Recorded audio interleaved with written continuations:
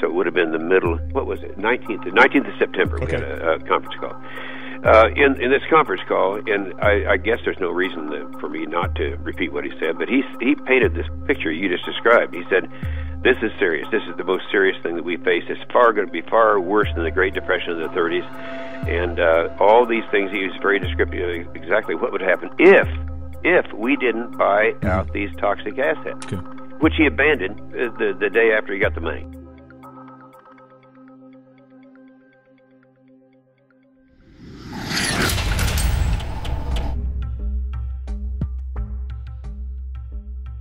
Okay, here's our top story. Obama signed this 7 days ago on January 11th, 2010.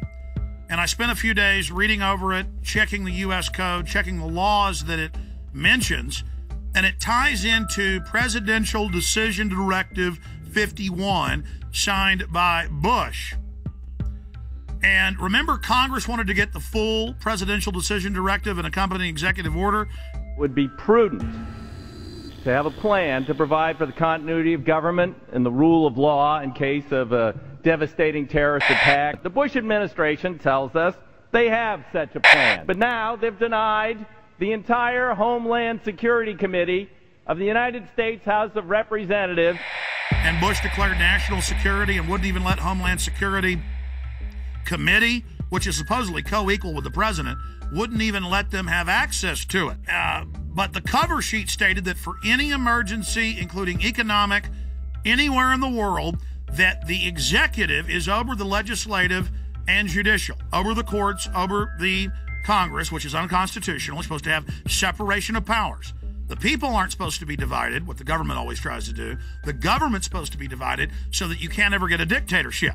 Well, this is what the founders said. This is what America is. It's why we love the Declaration of Independence and the Constitution and the Bill of Rights. So President Bush signed this national security directive.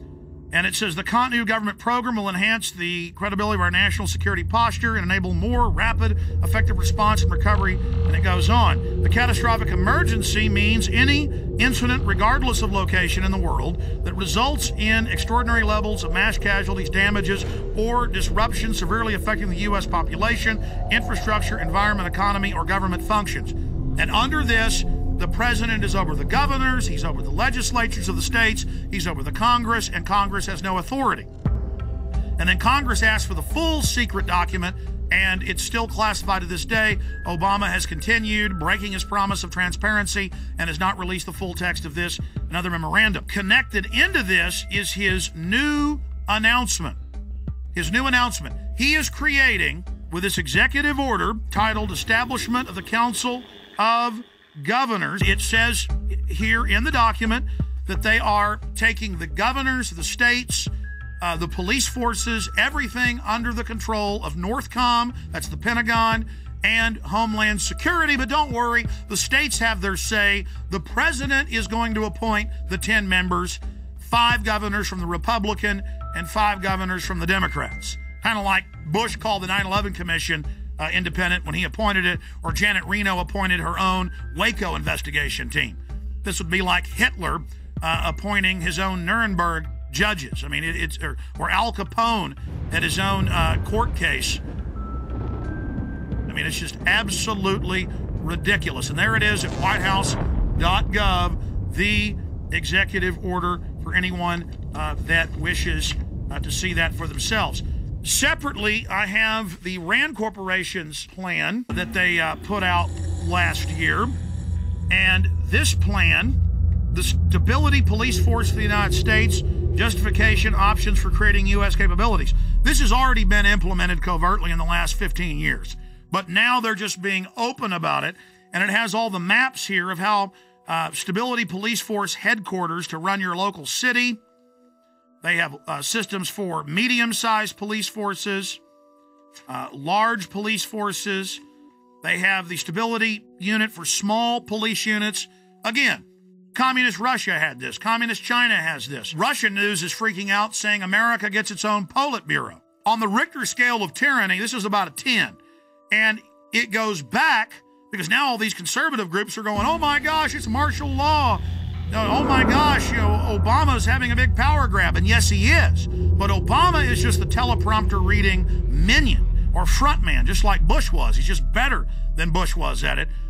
It is the system that's doing this. Big central banks threatened martial law in early October of 2008. Give the trillions, not 700 billion, but trillions of dollars. The overriding issue is we are under martial law right now.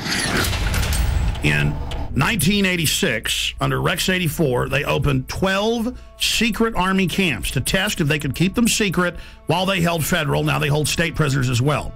Federal prisoners would then be given a few years off their sentence if they agreed to not tell family about it and to go to the labor camps. It is a labor camp, and under the revised military rules, it allows any U.S. citizens to be put in it under forced labor. Here is the Civilian Inmate Labor Camp Program, Army Regulation 210-35. It's exactly 30 pages long. I suggest you Google Civilian Inmate Labor Camp Program. Even if you don't have a computer, go to the library. This is important. Now, this is the big piece of news.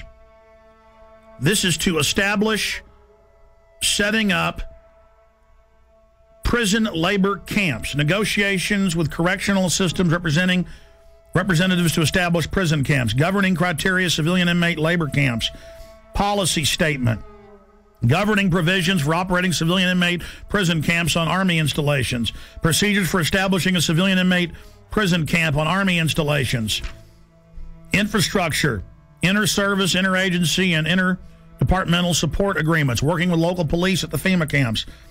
In 2002, I published my book, Dissent and Tyranny. I've been covering it since 97 when it was declassified, but I put it in my book, Dissent into Tyranny.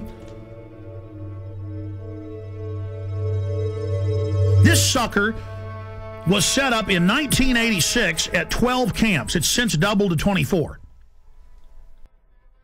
And from 86 to 97, secretly at labor camps, U.S. citizens, non-military prisoners, were worked on FEMA camps. Now, this was beta testing.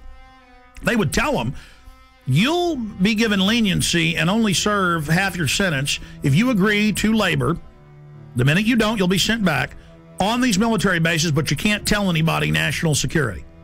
See, they were testing, can we keep camps secret from local police or get them to work with us? Can we keep camps secret from the media? So for 11 years, they kept this sucker secret. Reagan, Bush, Clinton. And then Clinton declassifies it and says it's a good thing in 97, and they double the number. We had secret copies of this when I first got on air in about 95, 96, with just the cover sheet of it, and people made fun of us and didn't believe it. Then it was declassified. This is from Army.mil. So here it is, the big kahuna. This is just one section of these, training the troops, training the infrastructure, creating the larger cadres to expand the archipelago of gulags.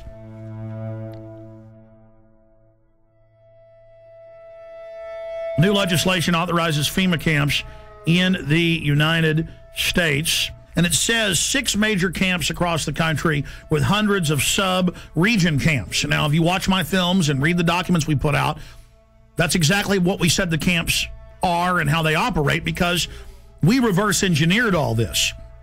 The camps are already built. It's when they want to openly announce they're doing it that they then pass a law. And they say, oh, all these shut down military bases that they've been keeping refurbished and putting barbed wire facing in and putting in showers and bunks, and we knew that those were to be the FEMA camps, because in the FEMA documents and the congressional leaks and from people that worked at the camps, we knew, and we would list the camps.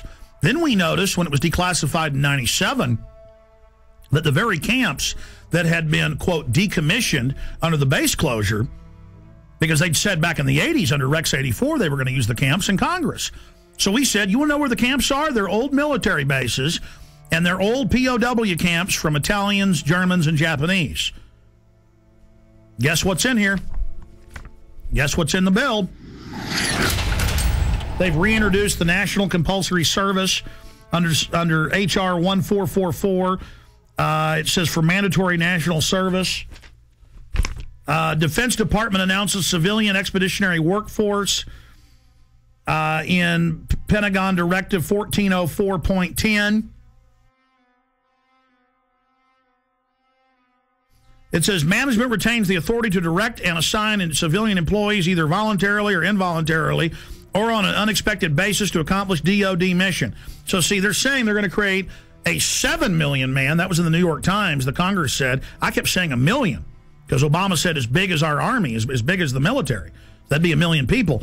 They say 7 million now, and that they're going to draft you into this, and they'll decide. No more draft boards if you stay here or if you go overseas.